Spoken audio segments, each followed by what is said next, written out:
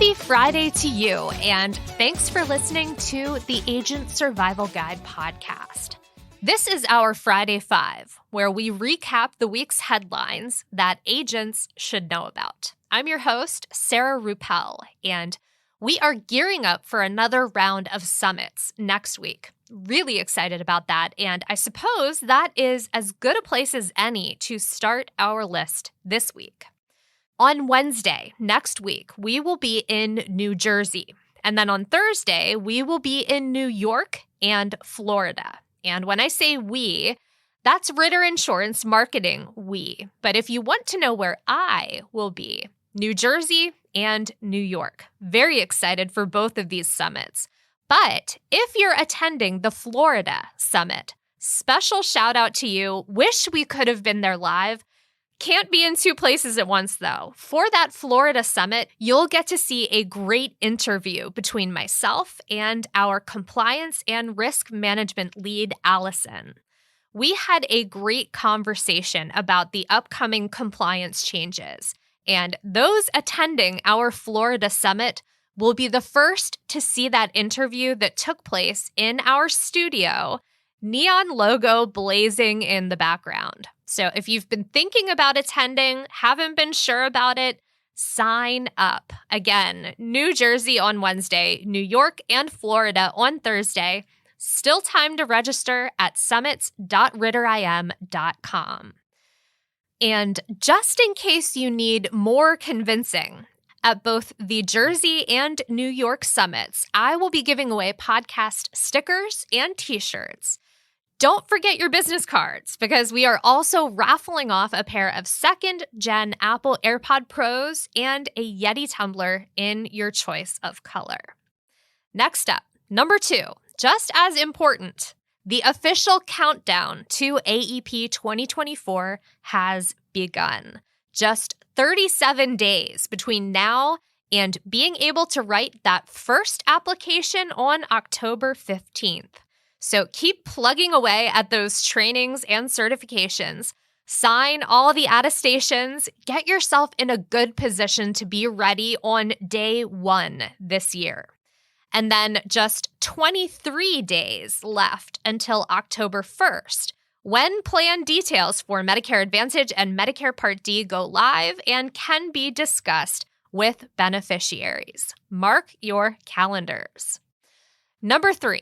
On Tuesday this week, Fierce Healthcare put out an article highlighting a recent study from researchers with the Department of Health and Human Services on Medicare switching. And there's a lot of great takeaways from that study that I would like to highlight. The study specifically looked at patterns of enrollment growth in Medicare Advantage, going back to 2006 through a very current 2022, which is fantastically recent for studies in our industry. Initially, Dr. Stephen Scheingold, one of the authors of the study, said the researchers were looking to prove the following hypothesis, quote, that the new beneficiaries, those turning 65, were overwhelmingly choosing Medicare Advantage, and that was one source of the growth in Medicare Advantage, end quote. And they did that. The team looked at data beginning with 2006, when 16% of those turning 65 and becoming eligible for Medicare chose a Medicare Advantage plan. By 2022, 43% of T65 eligibles went with Medicare Advantage.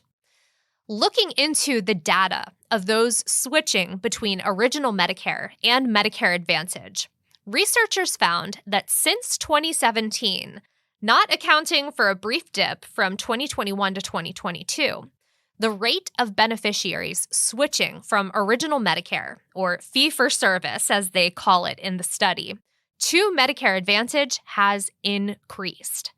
And then the highlight of the study, we're going to quote this here.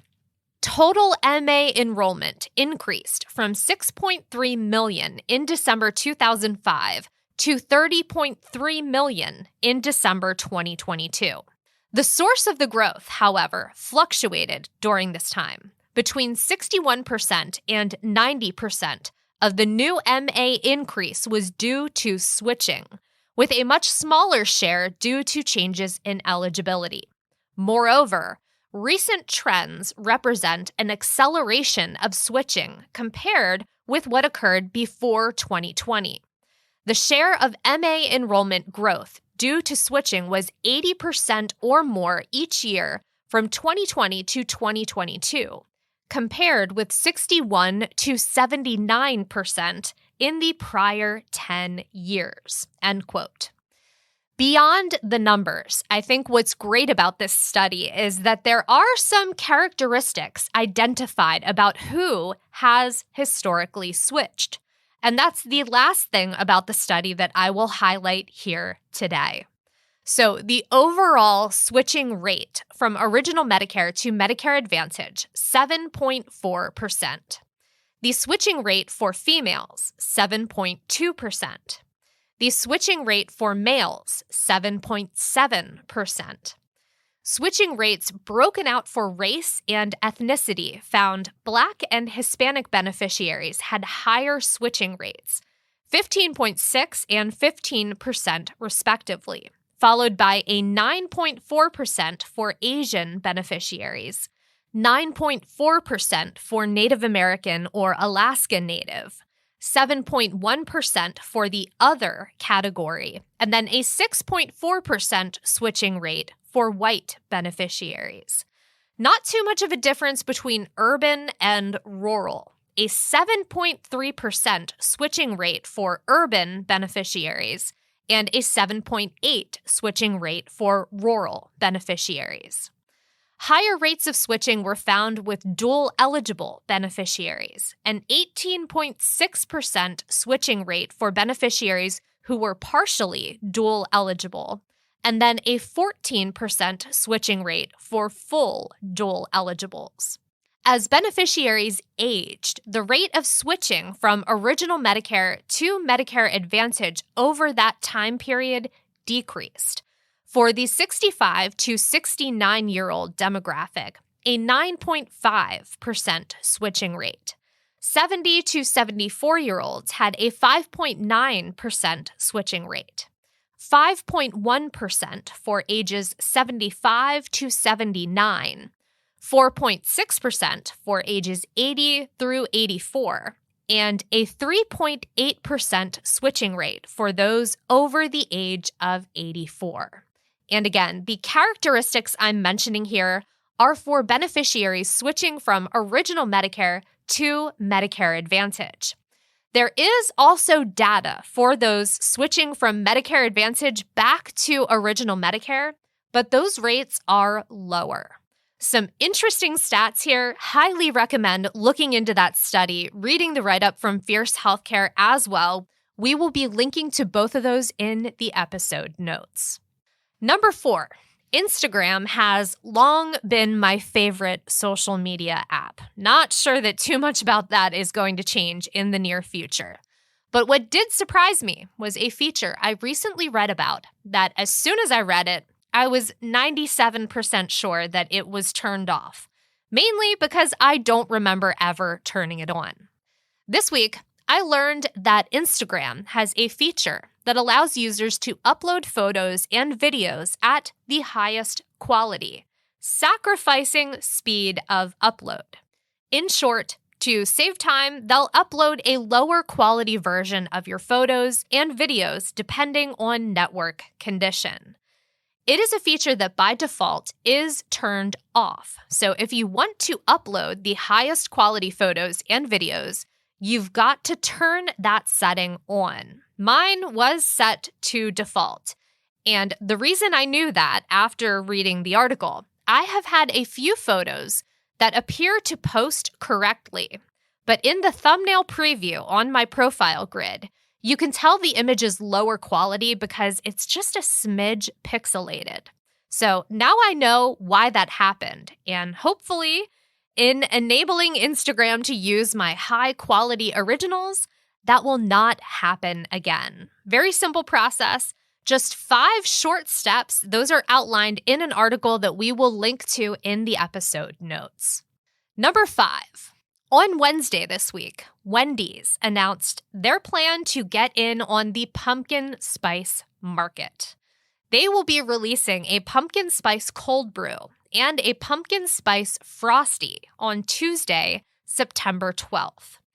If pumpkin spice is your thing, there you go. You can pick up your fix at even more places. I did end up trying out the pumpkin cream cold brew from Starbucks on the morning of our Harrisburg Summits. Full disclosure, I did add some caramel sauce in an attempt to make it taste better. I am not a fan. I definitely will not be ordering that one again. I'll just have to wait for the holiday menu.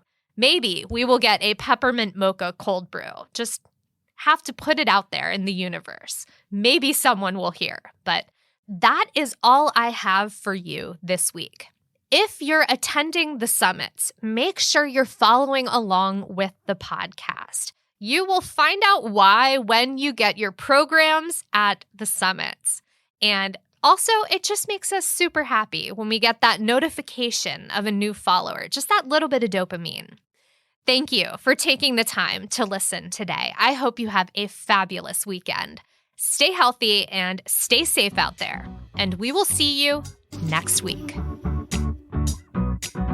The Agent Survival Guide podcast is a production of Ritter Insurance Marketing, an integrity company. This episode was written and produced by me, Sarah Ruppel, script editing by Tina Lamoureux, podcast design by Urban Rivera, artwork by Vivian Zhao.